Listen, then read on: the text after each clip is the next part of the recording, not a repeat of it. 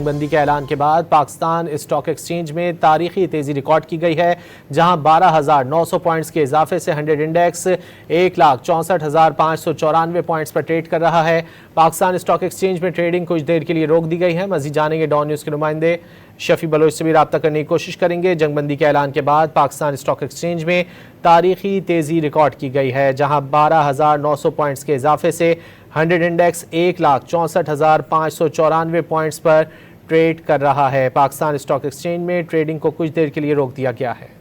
जंगबंदी के ऐलान के बाद पाकिस्तान स्टॉक एक्सचेंज में तारीखी तेजी रिकॉर्ड की गई है, जहां 12,900 पॉइंट्स के इजाफे से 100 इंडेक्स 1,64,594 पॉइंट्स पर ट्रेड कर रहा है। पाकिस्तान स्टॉक एक्सचेंज में ट्रेडिंग कुछ देर के लिए रोक दी गई है। मजीद जानेंगे डॉन न्यूज़ के नुमाइंदे शफी बलोच से भी रब्ता करने की कोशिश करेंगे। जंगबंदी के ऐलान के बाद पाकिस्तान स्टॉक एक्सचेंज में तारीखी तेजी रिकॉर्ड की गई है, जहां 12,900 पॉइंट्स के इजाफे से 100 इंडेक्स 1,64,594 पॉइंट्स पर ट्रेड कर रहा है। पाकिस्तान स्टॉक एक्सचेंज में ट्रेडिंग को कुछ देर के लिए रोक दिया गया है।